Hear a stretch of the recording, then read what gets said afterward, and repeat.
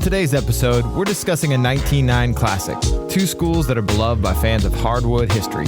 It's a battle of the Georgetown Hoyas versus the Houston Cougars for the 1985 National Championship. We'll break down the coaches, players, uniforms, and elite gameplay. Now, on to the show. Amazing when Michigan can keep this game to a 19-foot 9-inch game. Inside that three-point line, it's all theirs.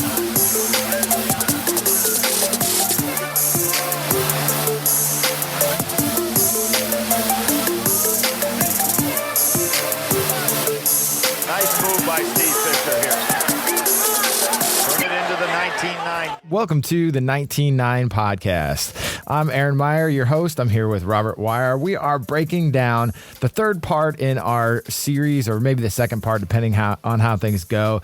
We're looking at the Boys of Dunbar, and one of the things they did is two of them, Wingate and Williams, ended up on this Georgetown team, so we thought that it'd be fun to rewatch this game as well, kind of as a conclusion to talking about these two guys. But this was an amazing game in and of itself. Robert, what stood out to you to set the scene here? Well, I think what stood out to me the biggest was, I was, 2 when this game came out, so I really had never watched a game back in 84. Yeah. So I was like, why is this 3-point line and they're not shooting? It took me half the game, then finally I paused it and was like, looked it up, and I was like, oh that's didn't have it till 86. The NBA 3-point line. I'm like, what? I was like, so that, and then I was like, what are they talking about bringing the ball out and making them come guard them? Oh, right. there's no shot clock. I'm like, oh my God. So that's what really popped up to me. Yeah, absolutely amazing. So we're going to do something a little different to start out here. We're going to call this Okay Pause. So we're going to listen to a little bit of the recap.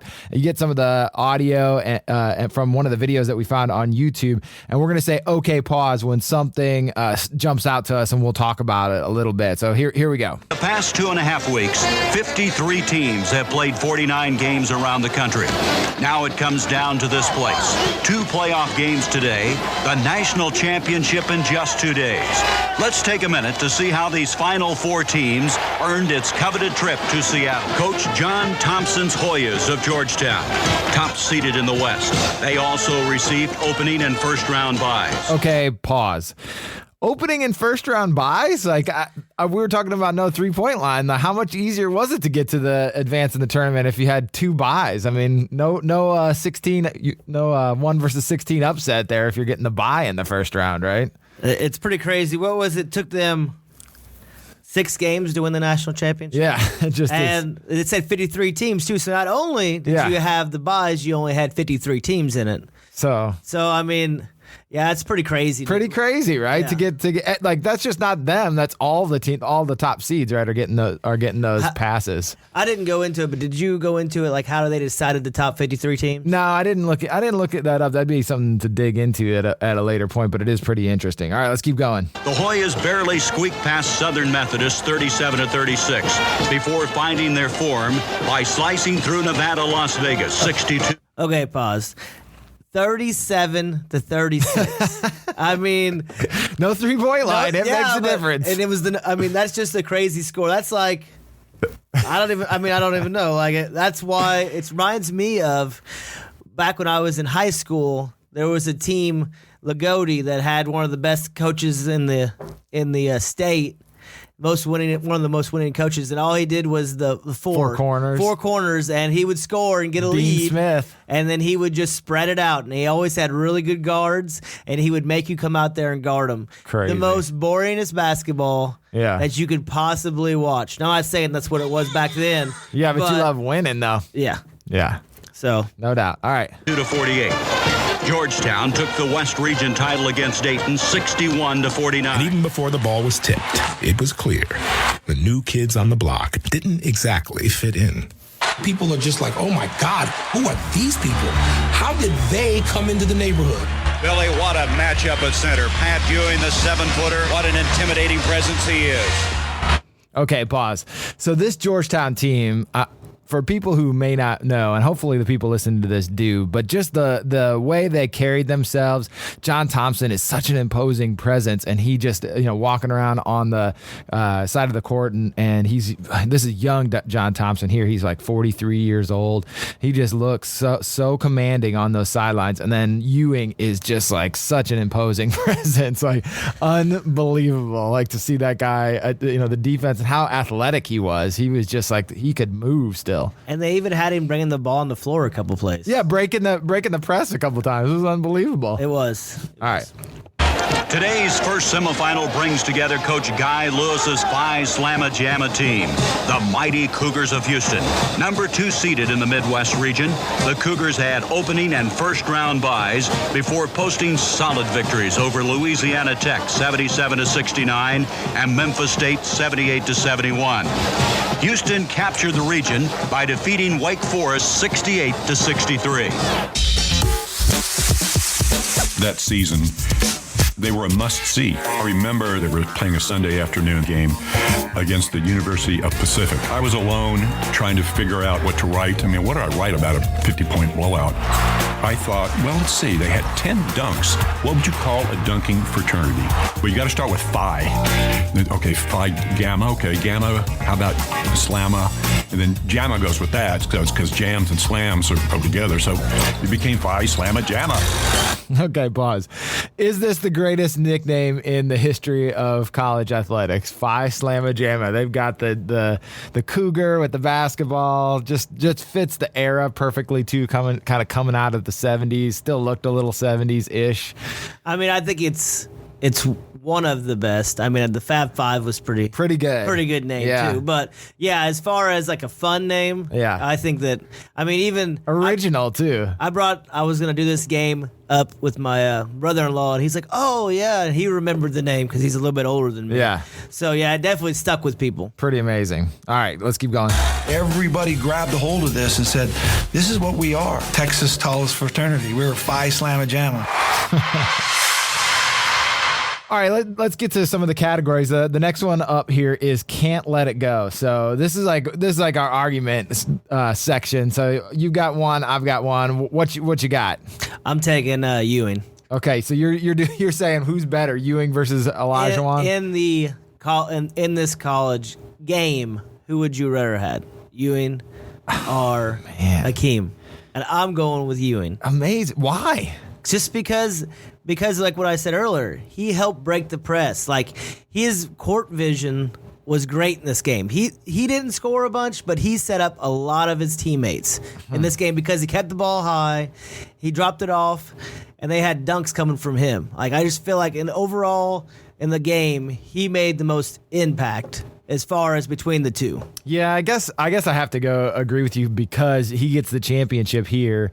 And you can't agree though. This is I know, but the reason that I'm going to go with this, and it'll be this will be part of my argument, is that I want Olajuwon. He's the better, clearly already the better player. So if I'm drafting someone, I'm taking Olajuwon. But the thing is, like, the NCAA rules are so constrictive on him. The 5 fouls thing, like, it was unbelievable. I think they said he fouled out of 8 games and had 4 fouls, and he gets crippled in this game by foul trouble. It's insane. I think we can bring this up again later because it's worth continuing to bring up with people. Why are there only 5 fouls in the NCAA? Like, do we need to watch bench players play? Like, are there so many talent? Like, these teams are unbelievable. They've got 4 or 5 pros on each of them. Yeah, maybe these guys could bring people off the bench, but I mean, in today's game, do we need today we were watching a game and one of the Indiana's best players, he's sitting on the bench with 3 fouls. Like, what? And a couple why? Touch fouls that he shouldn't even been called exactly. on. But if he gets 6, he's still out there, and that's what people want to see. Like, you want to see him playing, not some guy off the bench. I agree with that, but it's shorter game though, right? I mean, Like, it what is is it, 60 but it doesn't, for it doesn't NBA? matter. Or no, It's 48? 8 minutes longer, and it doesn't get rid of the point that we don't want to watch. Like, we just don't want to watch the stars sitting on the bench when they don't have to be there. Like, they're gonna sit. They're gonna sit some anyways. But you get 2 fouls in the first 10 minutes, you just sit the rest of the half. And because I would say, I agree with you, because they changed the rules so much, and fouls are so much easier to get. They are, yeah. Like, it's definitely favors the offense. Right. So then if you restrict the fouls, then it favors them even more. But what they want, the product they want, though, is a high-scoring game. So I'm fine with that. But if they had 6 fouls, then they're going to shoot more free throws, and the game's going to slow down. Well, here I got a solution for that too. So my solution for that is, I don't know why do we shoot 2 free throws? Have you ever thought about that? Because I'm unclear why we shoot 1 for 2 points at all other times, but for some reason we want to watch people shoot 2 free throws. Like, why? Just shoot 1 free throw for 2 points. You either make it or you miss it. Like, what's the downside of that? I mean, tell me what's bad about that. Do you like watching people shoot free throws? No, I then know. we should shoot fewer of them. But I mean, I still think that it's part of the game. I mean, it's part of the practice. We're the watching this preparation. game. There's no 3-point shot. I know, and it was things change. This game, I mean, it was just so many jump shots in this game. Yeah, so many. Like, I just could not watching it. Like I said, I was only 2, so I didn't watch it live or even, very many games at all. But watching the game itself, I can see why they made rule changes. Yeah. I mean, because they had to shoot jump shots because they just basically put everybody in the post, right? You just pack everything in. So everybody had to be able to shoot a 15-foot jump shot. You have to. And there's some really good ones. Let's get to that, because I got the 19-9 moment, even though there isn't a 19-9 3-point line. This is Michael Young starts out the game, and we'll listen to a little of the audio here. Boy, that has to be encouraging to Guy Lewis to see Young hit his first 2 shots. And Young is sizzling. He is a streak shooter, Gary. He's had some problems early in the year. I mean, later in the playoffs here. But he is a streak shooter, and when he starts bailing it out, nobody in the country can shoot better from the rim. I love a lefty that can just drop buckets, and he started the game out just dropping buckets. Like, that guy was no hesitation. I thought maybe it was Thaddeus Young out there. Thaddeus Young can't shoot. He's on the jump Bulls. shots, so they don't shoot jump shots, so he probably could. That's true. Yeah, maybe a 15-footer. He was. He definitely set the tone very early, that making that shot. Okay. He made a lot. While we're on rule changes, this is I can't let it go. Let's talk about Patrick, and if Josh was here, he would drop the F-bomb, but I'm not going to. Perhaps the greatest shot blocker in NCAA history steps under a guy who's trying to dunk on him. I absolutely hate this play. I would love for this one to go away. Like I'm fine. There should be offensive fouls. So I want to be clear. You can still have an offensive foul if you throw that arm off or it's in the play. But a guy just like stepping in front of someone who's trying to dunk, or just like taking that lame charge under the basket, a little guard on a big guy. Like, why? Block that shot or get out of the way, because I want to watch the dunk. This is about like what I want to see on the basketball court. No, I totally agree with you. The whole charging thing, he should have got a foul for that one. He threw himself in there. And it shouldn't be called. And that's the one thing in today's basketball that drives me completely nuts is the guy's already got one step going in the right direction, and the guy just jumps in front of him and just falls down. Yeah. Like, I remember there was one part in this game, playing this game, I can't remember exactly who it was on, but the guy totally flopped. And I didn't think they flopped back then. I know. He barely touched him. The guy goes flying. They call an offensive foul, and it was a pretty big part in the game. And I was just like, man, I thought back then, like, if you were a flopper, like, it was a really bad thing. Or they just wouldn't call it. Oh, they wouldn't call it. But there was a couple things in this game that stood out that I didn't think about. So let's get to one of those. So the next category is what jumped out to you. You said something about the jumpers, but I wanted to hit on the freshmen contributing. So we think like, oh, it's 1984. This has got to be all seniors, leading the way. And sure enough, Georgetown led by 2 freshmen, Reggie Williams, 19 points, and Michael Graham, who I had never. Had you ever heard of that guy before? I've never heard of him. I had to look up his whole story because I was like, who is this guy? Like, he's a freshman. He's got like 15 points in the Final Four. He's throwing dunks down like an animal. That was number 50, right? Yeah. Yeah, that's the guy. That's what my whole pitch about Ewing was earlier. Ewing set him up a lot. He did. Where all he had to do was catch the ball and go up there and finish. But he was strong. athletic, like for definitely. a freshman. Like, didn't he have an alley-oop too in the he game? did, yeah. He looked awesome. So interesting story about him, and they talk about again that Georgetown style. And this is a quote from him. He said, "I had a shaved head. You look at it and you're like, damn, that was some scary shit." And he's talking about the stereotypes that he had to overcome. And he had a tough life after that, and kind of an interesting story. He even said, again, you think about how young these guys are. He had never been outside of the traveled much, and he's in Seattle. He talks about listening to one of Lionel Richie's songs and getting sad in Seattle. But he came back and played, and then never made it to the NBA. Kind of flunked out of Georgetown and then out of a junior college. Got axed by Phil Jackson, who couldn't get to him when he was playing in the CBA. And you could see, it's funny, after I read some of this, I watched the game because I watched kind of the preview of the Final Four first, and then I watched the game. And so I saw some of that stuff in this game. He's a little chippy, like throwing some elbows and just like getting an attitude in a way that looks much more modern, or even like 90s maybe. So he was like a Mason. Yeah, exactly. Like, just like did not have the mentality that you would have thought. But then kind of disappeared for a long time and actually won the lottery. And so that's crazy. I know. So he owns a barbecue joint now, and he's got his own podcast. So you can check him out now. He's turned it around later in life, but quite a winding road for that guy. That's a pretty crazy story. The other thing I saw about this game, and I don't know if you noticed it, but the minimum use of the non-dominant hand. Oh, yeah. I don't know if you noticed it, but going up for layups on the left side, I saw them finger rolling underhand finger roll. Interesting. Like when they were right there. Yeah. Like normally it would be just a left-handed layup. And I noticed that even they didn't want to go left-handed. Interesting. Like I rarely saw anybody dribbling with their left hand for an extended period of time. Yeah. Like even like if they were open, like guards these days, if they're going to the left side of the floor, they'll still dribble with their left hand, right? Even if they were open, they were dribbling with their right hand going to the left side. Like I figured that in 84 that they would be more, the fundamentals were such a big thing. Right. That they would have dribbled more with their left hand. Like the power moves would have been more with their left hand. Maybe that is more fundamental, though. Stay with your dominant hand as much as possible. I don't know.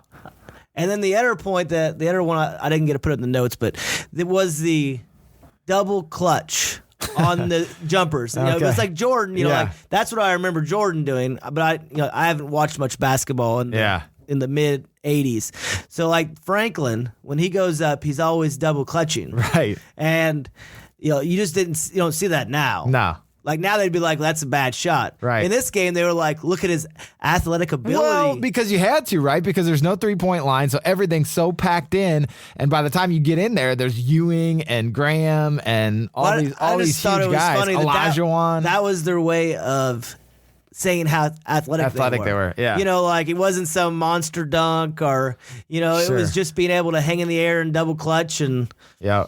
No doubt about it.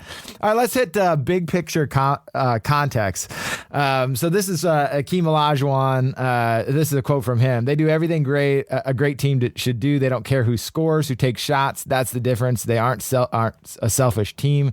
The unselfish team won tonight. So that kind of gets to your point about Ewing, and I definitely saw that Georgetown team. I mean, they liked each other. They were like setting each other up. It takes a lot for a guy like Ewing to be able to defer to two freshmen. Like even though he's passing to him and they're good passes. I mean, it does matter that he was willing to do that because he ends up with only like 10 points, I think, in the game. Yeah, I mean, but he was the reason. Like Houston ran that zone, right? Yeah. So he was destroyer of the zone. Yep. He's what made it look like it wouldn't work because they'd pass it around, pass it to him, and he would immediately pass it inside for the layup or to get a guy open for a jumper. Like what you said, you don't usually see guys that are that dominant. Yeah. Overwhelming in a national championship to say, you know what, I don't care how many points I score. All I want to do is get this W. Right. So that's why I picked him too. I love it. The Boys of Dunbar, too, so they both, Wingate, we haven't mentioned him really, but he's a sophomore, and he plays awesome in this game, too. He's hitting free throws down the stretch, playing great defense. Like the versatility of those two guys, I think that does stand out.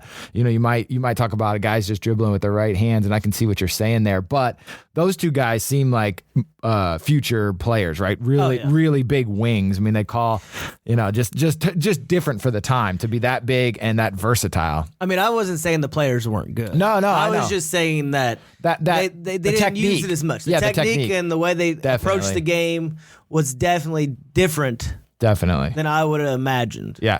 Here's another one. This is the first team from the Northeast to win a championship since 1954. I heard that. I was like, wow, that seems like a long time. That area of the country. One. It wasn't. It might have been. It was the first team from the Big East to win one. It might. From the Big East, but from the Northeast. Oh, okay. In general, the whole Northeast in general, like every team in the Northeast.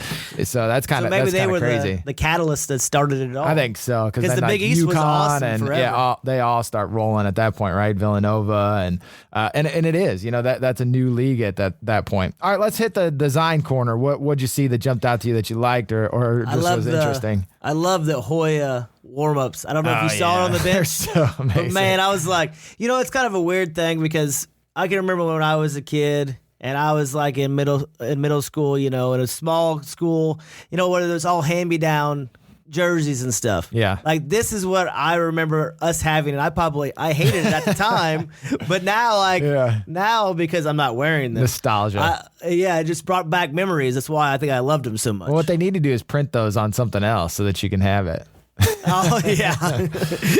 I love the Phi Slama Jama socks. I thought those were awesome. And the ponies. Do you remember the old commercial with Larry Bird and Magic Johnson? Choose your weapon with the pony shoes. Was that the one where he was shooting everywhere? Yeah. Is that the one? Yeah, I think so. I remember he was like, Bird shoots off of this one, and it was like all kinds of trick shots. I thought the fans in this were kind of interesting to watch too, because this definitely not what fans look like anymore. Like all the guys are like in suits. I was like, who wears a suit to a basketball game? Well, because I'm going to say most likely that if you were at this game, then you probably had money. Yeah. Right? Like the people that go into the Final Four doesn't have money now? Well, no, I agree, but I'm saying now people will probably waste some of their savings to get to go there. Oh, yeah. You know what I mean? Back then it was like all high class, like... Have you seen, let me put it this way, when was the last time you saw someone in a suit at a basketball game? Well, that's just not the style anymore. Exactly. Nobody's it really stood out. And then one thing that's come back into style is the square glasses a little bit. You got John Thompson in those square glasses. Those things are like in style again. I got a Christmas card for one of my buddies that I went to school with, and he's got those big glasses, and he's got the old trucker hat on. John Thompson. But the other thing was the short shorts. Oh my gosh! But you know what? The kids are wearing them now. Not that short. But they haven't brought them back that far. But they went pretty far back to what we used to have. James Wiseman is attempting it, but he's not even that far. I saw his arms were longer than his shorts. That's the first time I'd seen that in a long time. I made note of that. All right, it's time to check in with Bill here, and we'll see what we think about. Would this game have been better with Bill Walton? I'm Bill. We're at Stanford today, and we've got the game of the millennium tonight. It doesn't get any better than this. Learn to love your job, love pressure. Let's go. I think can succeed here. Barack Obama. I don't think he's going to coach. So well, you keep saying that, but why? Why are you so negative? Why do you just turn down? Party on. It's a wonderful day. It's Oregon. The sun was out. Come on. All right, would this game have been better with Bill? What do you think? I don't know, just for the fact that back then, I mean, it would have probably been better with Bill if he could use the technology he has today. But if he had what technology is he using? Well, I felt like the announcers would kind of get, they called Ewing Akeem a couple times. Oh, so maybe the stats that he's got. Yeah, what kind of monitors are they? They only had watching so much the game. in 85, right? Yeah. It wasn't like they just go on the internet and type in stats and they get everything and get the backstory. Who's the researchers? Yeah. Yeah. So It's hard to say if it would be better with Bill because I don't know how Bill would have talked in '84. Yeah, like what kind of stories he would have had. But if he it was still playing in '84, he would have been playing for this almost at the Celtics. I think he's in the Celtics the next year, so kind of winding down his career. But it probably would have been better if he would have watched any of the college. Back then, he probably wouldn't have known. So this is kind of a hard one to. I actually thought really stood out how understated the announcers were. It seemed like I was watching, a 1960s news report. Even the most exciting plays of the game, they'd be like, "Wow, he's really sizzling right now." Just like the same monotone the whole game. No excitement. No highs, they didn't want to lows. get too excited. Like they were Walter Cronkite and talking about the Vietnam War or something. I'm like, get hyped, guys. Just a different time. They were like, and he flushes it down. Yeah, exactly. Way to go, big fella. Yeah, two hands. That was stuff. one of my favorite things is when they were talking about that, and they were just so like. Exactly. Yeah, pretty amazing. All right, let's go to the some of the game moments and the play of the game. We're gonna hear from one of the boys of Dunbar. Williams thought he was really amazing in this game. Let's listen to a little of the audio, the understated audio of the announcers talking about him. Reggie Williams from the corner. So smooth. 12 points. The high school player of the year a year ago at Dunbar in Baltimore. He almost looks frail, but he has great hands. Such a smooth ball player. Williams and a King shot off the baseline. And still got it. That is hard to believe. There's the Iceman Gervin imitation. And now you can hear it right there, like the Iceman Gervin imitation. Just so very smooth and very professional, but also I felt super understated, for how awesome he was in this game. Maybe that's why everybody loved Dickie V. He changes because he it. was just so animated. Yeah. And that's why everybody when wanted March went mad, right? Before I saw some GIF of it the other day, March Madness was only March slightly unhinged before Dick Vitale, something like that. I want to go back to your point about I didn't think that freshmen would make a big difference in '84. Yeah. And how big a difference Williams made in this game. Yeah. And, he didn't look like a freshman. And that had to be something really weird back then. But they did say in that quote, right, that he was the freshman, basically the number one. Yeah, he was the player of the year in high school. Kinda. Yeah, that team was unbelievable. Obviously, they had gone 59-0.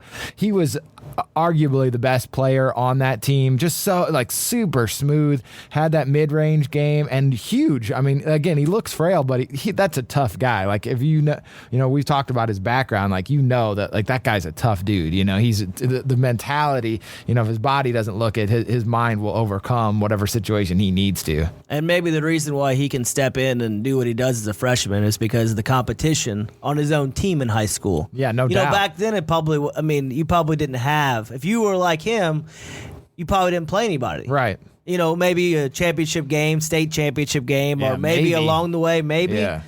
But he had multiple guys to go out every day. That team they did not when he was a junior, but during his senior year they were traveling around the country, playing in Lexington, Kentucky. So kind of different, more modern. They were so good that they got him out of Baltimore to play in some national tournaments just because they needed some competition. They were just wiping the floor with everybody. I mean, they had 4 future NBA players on the same high school team. That's just had to be so. That's ridiculous. Just absolutely. It'd be boring, right?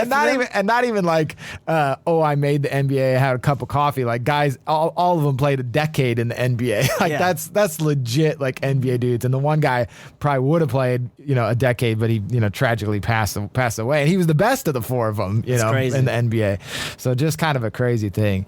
All right, let's wrap up with what aged the best. What from this game did you love watching the most or felt like aged the best? It's kind of hard. I think maybe what aged the best was ball movement. I really don't. Obviously the shorts didn't age the best because, if you... The warm-ups. They did age the best. I guess probably be the ball movement and the warm-ups. Because there just wasn't a lot. The play was so much different because of the non-shot clock and the non-3-point line.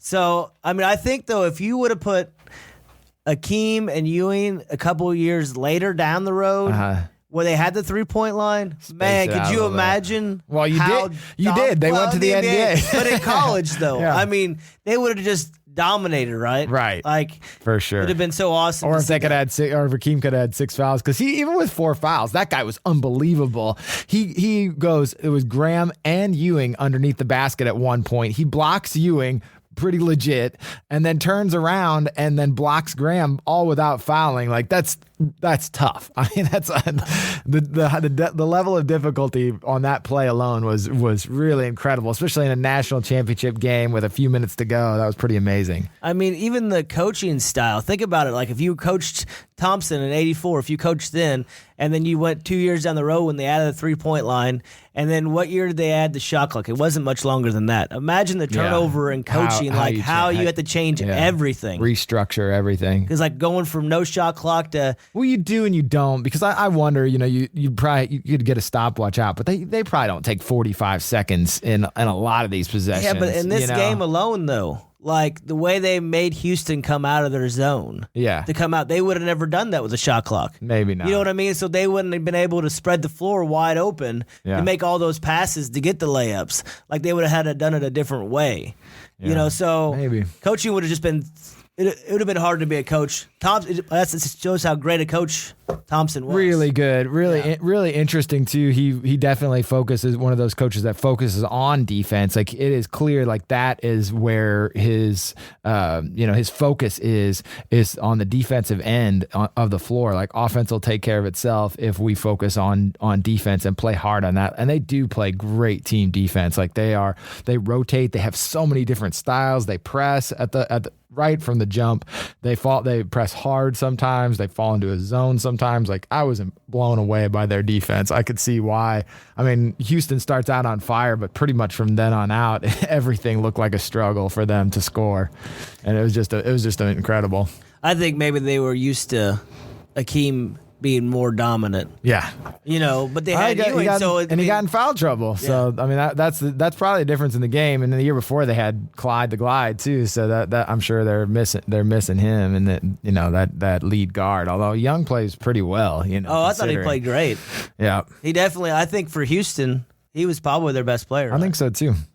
All right, we're going to go out on a little John Thompson here to hear rest in peace. He was an amazing coach, and he's just interesting to hear his voice. I love the way he describes the feeling after winning this game, and I think it's always nice to hear his voice. Appreciate everyone listening. Here we go, John Thompson.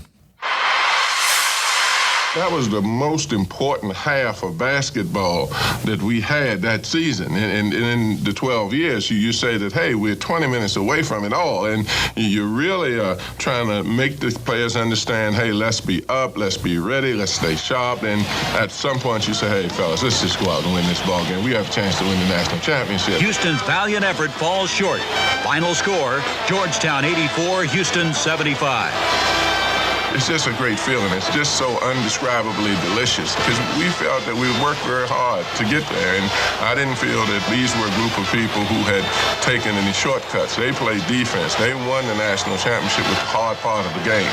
It's easy to play offense. It's easy to get credit for offense, but very few people acknowledge or recognize defense, and I think these kids won the national championship defensively, and I was extremely proud of that.